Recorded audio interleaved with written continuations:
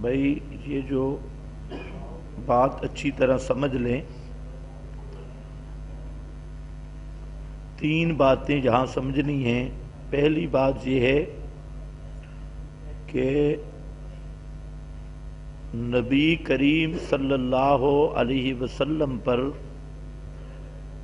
ایمان کی شرائط میں سے یہ شرط ہے کہ دل میں آپ صلی اللہ علیہ وسلم کا سب سے زیادہ ادب اور عظمت ہو۔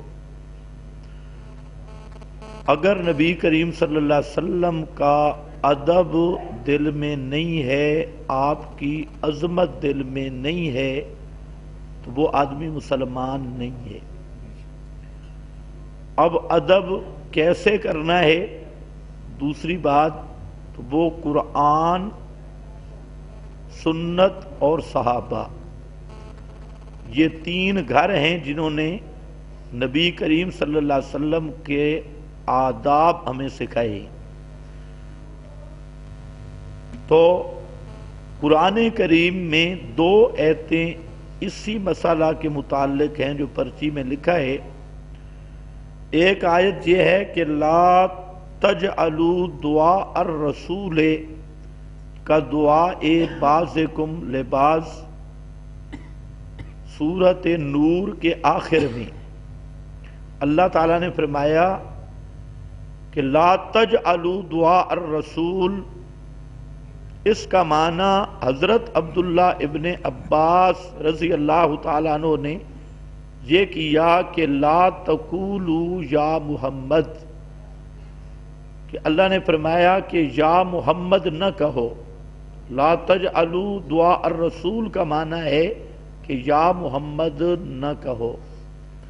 یہ حضرت عبداللہ ابن عباس نے یہ معنی کیا، اور یہ معنی تفسیر ابن جریر، تفسیر ابن ابی حاتم، تفسیر روح المعانی، تفسیر ابن عطیہ، حتیٰ کہ احمد رضا خان کے فتاوی رضویہ کی 30ویں جلد تک یہ معنی موجود ہے۔ اس کی وجہ یہ ہے کہ یہ آپ کے ادب کے خلاف ہے۔ آپ دیکھیں، ادب والا شاگرد وہ استاذ کا نام لے کر ندا نہیں کرتا۔ ادب والا بیٹا وہ اپنے باپ کا نام لے کر ندا نہیں کرتا، ابو جی کہتا ہے۔ تو جس طرح استاذ کا نام لے کر ندا کرنا یہ ادب کے خلاف ہے، باپ کا نام لے کر ندا کرنا یہ ادب کے خلاف ہے۔ اسی طرح رسول اللہ صلی اللہ علیہ وسلم کا نام نامی، اسم گرامی محمد صلی اللہ علیہ وسلم کے ساتھ ندا کرنا اور یا محمد کہنا، یہ کبھی ادب والے امتی کا طریقہ نہیں ہو سکتا، اور یہ آپ کے ادب کے خلاف ہے۔ اس لیے اللہ نے منع کر دیا لا تجعلوا دعاء الرسول، اور دوسری آیت سورۃ الحجرات میں ہے۔ تو خیر، بہرحال اب مسئلہ یہ ہے کہ یہ جو آیت میں نے آپ کے سامنے پڑھی، جب قرآن نے فیصلہ کر دیا ہے کہ یا محمد کہنا یہ جائز نہیں، اور اس کی وجہ یہ ہے کہ یہ آپ کی بے ادبی ہے اور آپ کی عظمت کے خلاف ہے یہ کہنا، تو پھر فرقہ واریت کی بنیاد پہ یا جماعت بندی کی بنیاد پہ یا محمد کے نعرے لگانا یہ انسانیت کے بھی خلاف ہے، ایمان کے تو ویسے خلاف ہے۔ اور اگر کسی کو شک ہو کہ میں نے یہ جو بات کی ہے، میں نے حوالے بھی دے دیے، تو اس پارٹی کے بڑے علماء جن میں احمد یار خان گجراتی، یہ اس فرقہ کا بڑا مولوی ہے، اس نے لکھا ہے کہ یا محمد کہنا حرام ہے۔ اور احمد رضا خان جو اس فرقہ کا امام ہے، امام اہل البدع، اس نے بھی یہ لکھا اور بحث کی، حضرت عبداللہ ابن عباس کا قول لکھ کر، پھر خود حتیٰ کہ احمد رضا خان نے یہاں تک لکھا کہ اگر کسی حدیث میں بتلائی ہوئی دعا میں بھی یا محمد آئے تو وہ یا محمد کا لفظ کاٹ دینا ہے، کیونکہ یہ آپ کے ادب کے خلاف ہے۔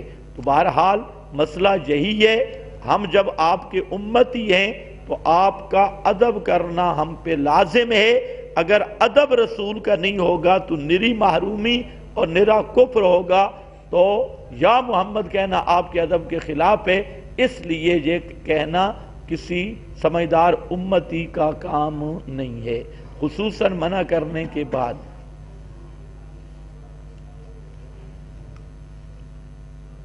محترم، اولی الامر سے تقلید کا استدلال کس طرح کیا جاتا ہے؟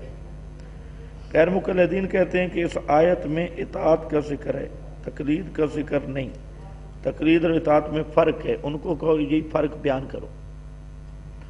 کوئی غیر مقلد تقلید اور اطاعت کا فرق قرآن یا حدیث سے پیش کرے، اس کو منہ مانگا انعام دوں گا۔ صرف جھوٹ بولنے سے تو مسئلے ثابت نہیں ہوتے۔ تقلید اور اطاعت یا تقلید اور اتباع میں فرق یہ خود تقلید پہ مبنی ہے۔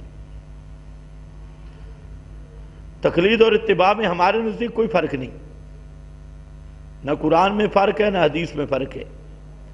اگر کوئی غیر مقلد اس پہ مصر ہے کہ تقلید اور اتباع یا اطاعت میں فرق ہے، تو علیہ البیان مع البرہان، آئے وہ دلیل بھی لائے اور بیان بھی کرے۔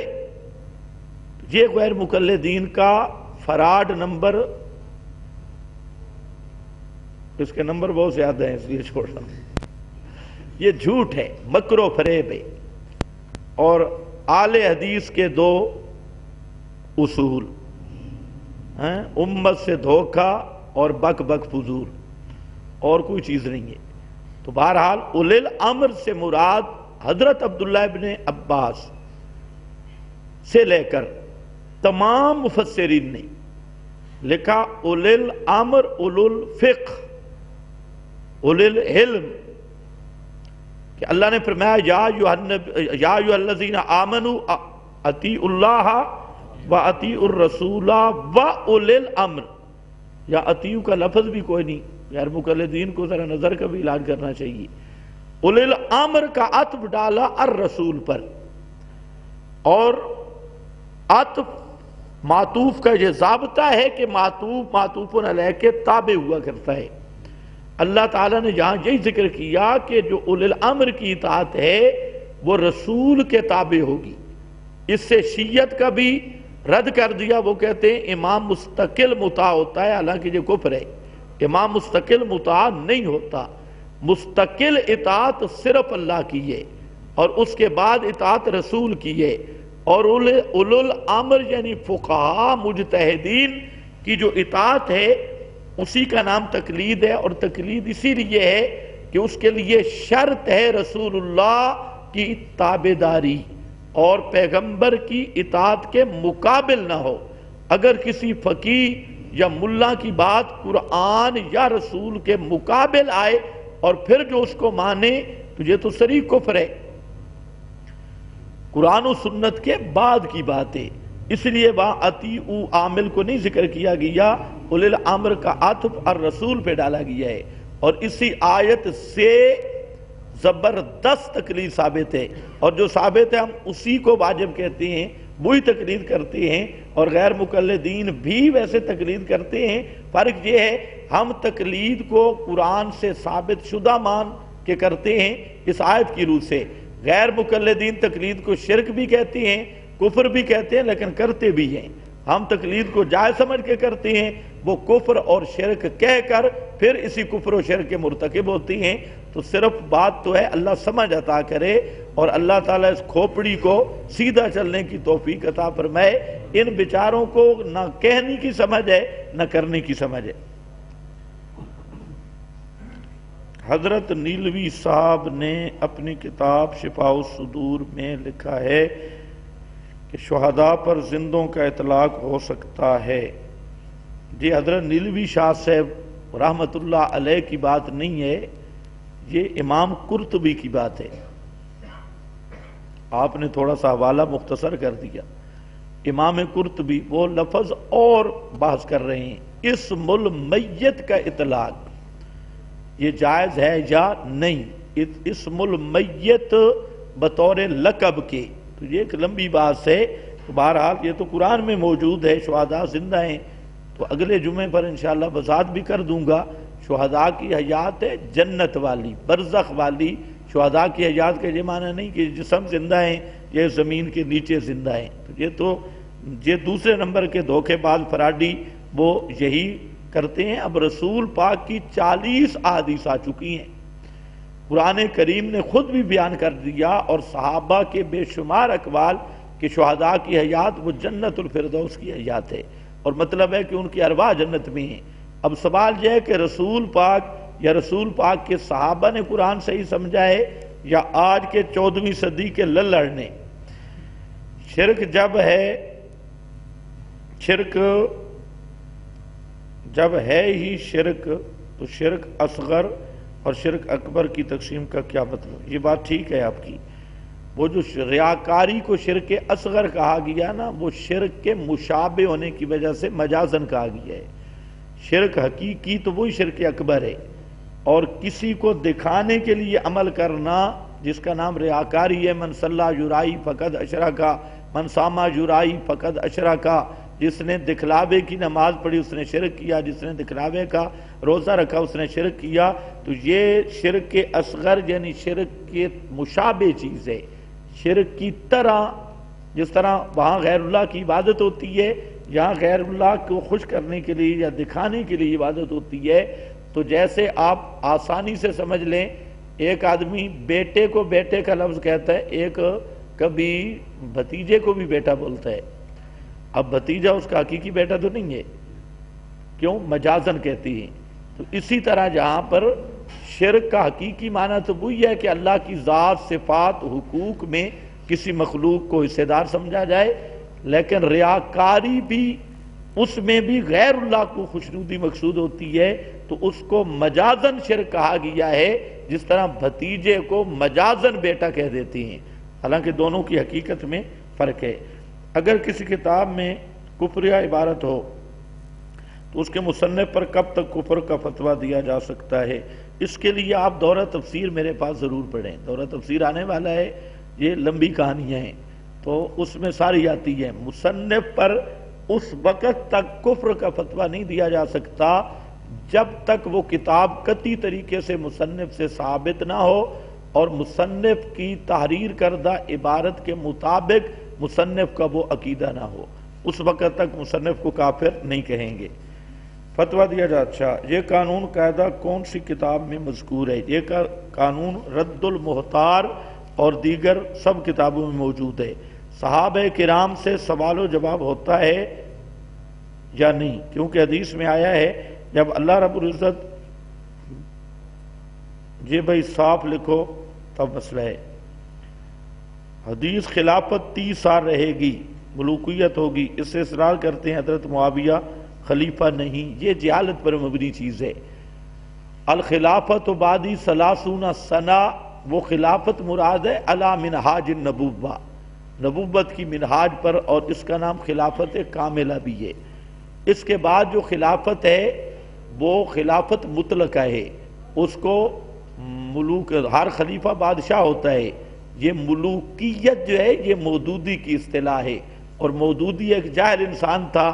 اگر آپ کو اس کی جہالت میں شک ہے تو آج سراج الحق صاحب کو دیکھ لیں، تو وہ بھی سراج الحق کی طرح عالم تھا. تو ایک دوسرے دونوں ان پڑھ ہیں. تو خیر وہ ان پڑھ آدمی تھا، تو آپ صلی اللہ علیہ وسلم نے 12 خلفاء ذکر کیے ہیں. حدیث میں آتا ہے 12 خلفاء ہوں گے میرے پاس میرے بعد، اور ایک میں یکسرون، بہت زیادہ خلفاء ہوں گے. تو مطلق جو خلافت مطلب کاملہ علی منہاج النبوہ وہ 30 سال تک ہے. اس کے بعد کچھ اچھے لوگ ہیں، کچھ برے لوگ ہیں، تسلسل نہیں. 30 سال تک تسلسل سے سب اچھے لوگ تھے، اور حسب مراتب ان کو یہ خلافت عطا کی گئی.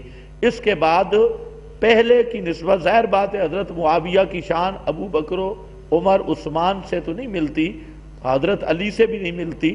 تو شان کے اعتبار سے اسی طرح خلافت کا مرتبہ بھی ان کی نسبت کم ہے، لیکن ہے خلافت راشدہ.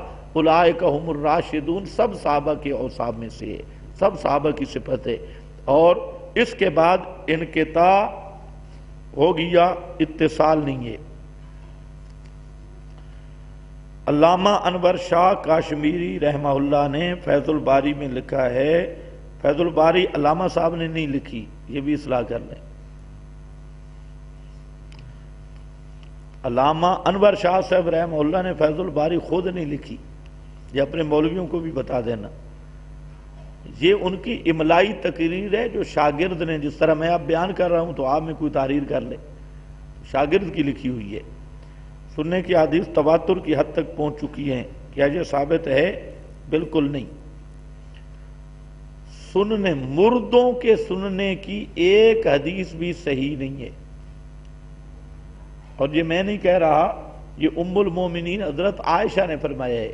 اب ام المومنین بڑی محدثہ ہیں یا اس کے بعد کوئی بڑا محدث گزرا ہے؟ ام المومنین کہتی ہیں کیف یقول رسول اللہ وقد قال اللہ انک لا تسمع الموتى، کہ یہ کہیں حدیث رسول کی ہو نہیں سکتی جس میں مردوں کے سننے کی بات ہو، کیونکہ قرآن نے کہہ دیا ہے کہ کوئی مردہ سنتا نہیں ہے۔ تو اگر اماں جی کے مقابلے کا کوئی محدث ہے تو پیش کر۔ تو ام المومنین نے دو کام کیے، ایک تو بتا دیا کہ قرآنی آیات کا معنی ہے کہ مرنے کے بعد کوئی نہیں سنتا، اور دوسرا یہ بتا دیا کہ رسول کی کوئی ایک حدیث بھی ایسی نہیں ہو سکتی جس میں مردوں کے سننے کی بات ہو۔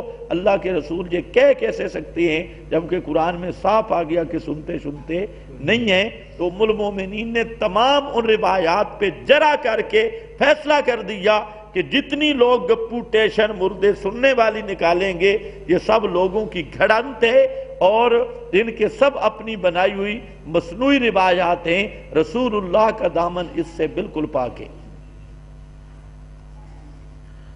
تواتر کا نام لیتے ہیں، ثابت کرنا بڑا مشکل۔ اہل حدیث حضرات کہتے ہیں کہ 20 رکعت تراویح سنت کے خلاف ہے، تو ان کو کہو پورا مہینہ تراویح، رسول پاک سے تو پورا مہینہ پڑھنا ثابت نہیں ہے، آپ نے پوری زندگی میں 3 دن تراویح پڑھی ہے، ان کو کہو 27 دن تم کیوں خلاف سنت پڑھتے ہو؟ پھر آپ نے پوری زندگی ایک رمضان میں تراویح پڑھی ہے، تو غیر مقلد ہر رمضان میں کیوں پڑھتے ہیں؟ پھر آپ نے جو 3 دن پڑھی ہے وہ عشاء سے لے کر صبح سحری کے وقت تک، یہ گھنٹے کے بعد ناچتے واپس آ جاتی ہیں، یہ سنت کے خلاف نہیں؟ بھئی دیکھیں رسول پاک صلی اللہ علیہ وسلم نے پوری زندگی کتنے دن تراویح پڑھی؟ 3 دن، اور غیر مقلد پورا مہینہ، آپ نے 3 دن پڑھی اور غیر مقلد پورا مہینہ، تو یہ سنت کے موافق ہے یا خلاف ہے؟ خلاف سنت۔ اور رسول پاک نے پوری زندگی ایک رمضان میں پڑھی اور غیر مقلد ہر رمضان میں، یہ دوسری سنت کی مخالفت۔ اور رسول پاک صلی اللہ علیہ وسلم نے عشاء سے سحری تک پڑھی، صحابہ کہتے ہیں ہمیں سحری کا بھی خطرہ ہوا کہ یہ ٹائم ہی نہ ختم ہو جائے، اور غیر مقلد گھنٹے 1.5 گھنٹے کے بعد ڈکاریں مارتے بستروں پہ آ جاتی ہیں، تو یہ سنت کے مطابق ہے یا خلاف ہے؟ یہ بھی سنت کے خلاف۔ اب سنت کہاں جائے گی؟ 20 تراویح پڑھائی، 20 تراویح رسول سے بھی ثابت ہے، ابن عباس کی روایت، اور صحابہ کا عمل اس کی سندی کمزوری کو بھی دور کر سکتا ہے، کیونکہ تعامل جو ہوتا ہے نا، تعامل یا تلقی بالقبول، یہ خیر القرون کی معتبر ہوتی ہے۔ آج بعض بے وقوف یہ کہتے ہیں کہ آج کے مولوی جس کو قبول کریں نا خیر القرون، تو یہ روایت کو تلقی بالقبول حاصل ہوئی خیر القرون میں۔ حضرت عمر کے زمانے سے 20 تراویحاں کعبۃ اللہ میں اور مسجد نبوی میں تمام مراکز اسلام میں شروع ہوئی، اور حضرت فاروق اعظم کے زمانے سے لے کے آج تک کعبہ میں بھی 20 ہیں اور مسجد نبوی میں بھی 20 ہیں، تو یہ پوری امت نے اس کو قبول کیا، اور یہ تلقی بالقبول سے ثابت ہے۔ اور 20 تراویحاں بھی ہر رمضان میں بھی، ختم قرآن بھی، اور یہ ترتیب بھی تو حضرت عمر سے ثابت ہے۔ تو ان کو کہو یہ جماعت، یہ ترتیب، یہ حضرت عمر سے جب ثابت ہے تو ہمارے نزدیک حضرت عمر خلیفہ راشد ہے، اور علیکم بسنتی و سنت الخلفاء الراشدین، اللہ کے رسول نے خلفائے راشدین کے طریق کو سنت کہا ہے، اب جو اس کو خلاف سنت کہتا ہے تو اس گدھے کو کسی پاگل خانے میں داخل کرنا چاہیے، نہ کہ اس کو مذہب یا فرقے کا نام دینا چاہیے۔ شیخ سرفراز صاحب لکھتے ہیں المسلک المنصور میں بحوالہ فیض الباری سماع الموتیٰ کے بارے میں حدیث بلا شبہ بھائی دیکھیں، شیخ سرفراز صاحب نے تسکین الصدور اور سماع الموتیٰ میں جتنی خیانت فرمائی ہے، اتنی خیانت احمد رضا خان نے فتاوی رضویہ میں نہیں کی۔ یہ بات آپ یقین رکھیں، شیخ سرفراز خان نے جو ان دو کتابوں میں خیانت کی ہے نا، رئیس التحریف بنے ہیں ان دو کتابوں میں، تسکین الصدور اور سماع الموتیٰ میں، تو احمد رضا نے فتاوی رضویہ میں اتنی بے ایمانی نہیں کی، اتنی ڈنڈی نہیں ماری جتنی انہوں نے ماری۔ تو اس لیے میں آپ کو بتا رہا ہوں کہ علامہ انور شاہ صاحب رحمہ اللہ فیض الباری کے حوالے سے کہہ رہا ہوں، انہوں نے کئی مقام پہ یہ بحث کی، اور آخر میں لکھتے ہیں کہ قد اشکل علی، یہ جو آیت ہے ما انت بمسمع من فی القبور انک لا تسمع الموتیٰ، سچی بات ہے کہ اس کا جواب نہیں بنتا۔ یہ جو ہمارے مولوی جواب دیتے ہیں نا، اسماع کی نفی ہے تے سماع کی نہیں، تے انتفاع کی ہے تے سماع نافع کی ہے، علامہ کہتے اشکلا، یہ بڑی مشکل ہے، اور جو کہے مردہ بھی سنے اور اس آیت پہ بھی ایمان رکھے بڑی مشکل بات ہے، اشکل علی بڑا مشکل ہے۔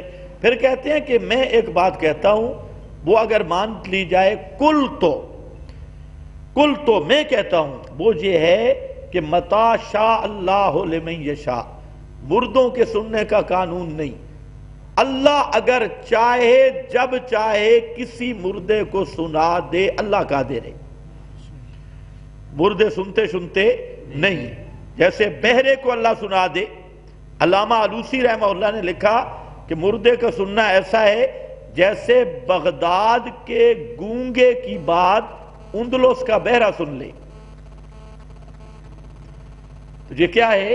اللہ کی قدرت۔ ہم یہی کہتے ہیں کہ ہماری یہ گفتگو قبر پہ جانے کی بھی ضرورت نہیں، لاؤڈ سپیکر بھی کوئی ضرورت نہیں، ہماری بغیر لاؤڈ سپیکر والی گفتگو اللہ کسی مردے کو کسی دنیا کے کونے پہ سنا دے، اللہ قادر ہے۔ ان اللہ یسمع من یشاء، بات تو یہ ہے کہ مرنے کے بعد اسباب نہیں، اور اسباب کے بغیر میت میں سننے کی صلاحیت ماننے والا یہ مشرک ہے، جیسے ابو جہل مشرک تھا، کیونکہ اللہ کی صفت یہ مخلوق میں مان رہا ہے۔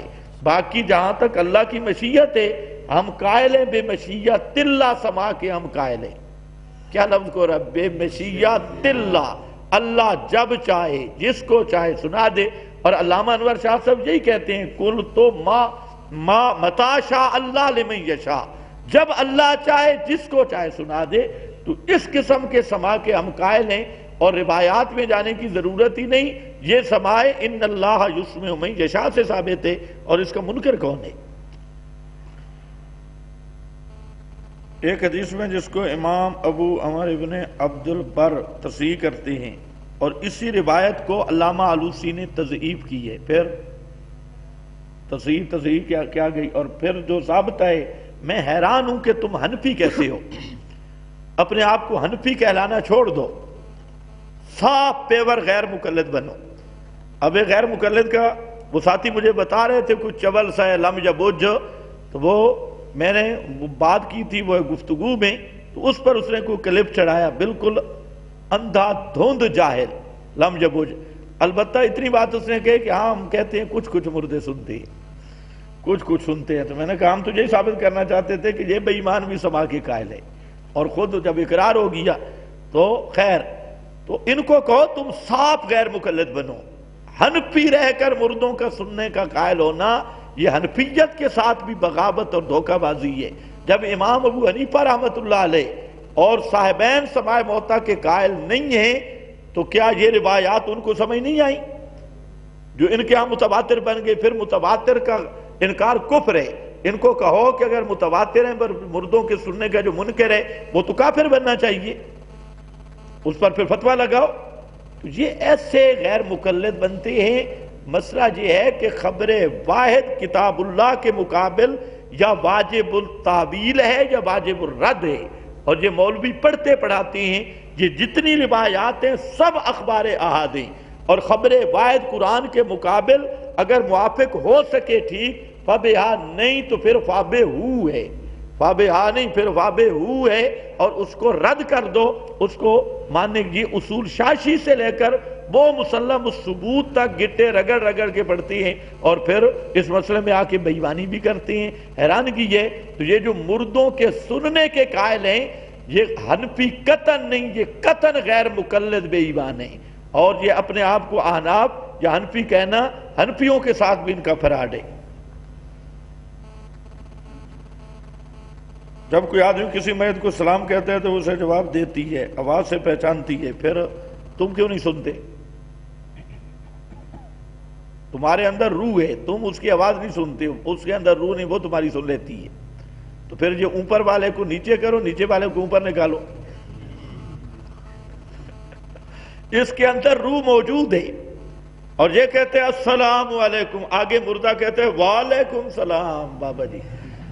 اب مردہ اس کا سلام سنتا ہے، اور یہ جو اوپر ڈنگر کھڑا ہے یہ مردے کا نہیں سنتا، تو پھر یہ مردہ ہوا وہ زندہ، اس کو قبر کے اندر گاڑنا چاہیے اور اس کو نکالنا چاہیے۔ عجیب بات ہے۔ علماء کہتے ہیں کہ معجزہ استدلال نہیں ہوتا، نہیں پترا، اس طرح کوئی جاہل بھی نہیں کہتا۔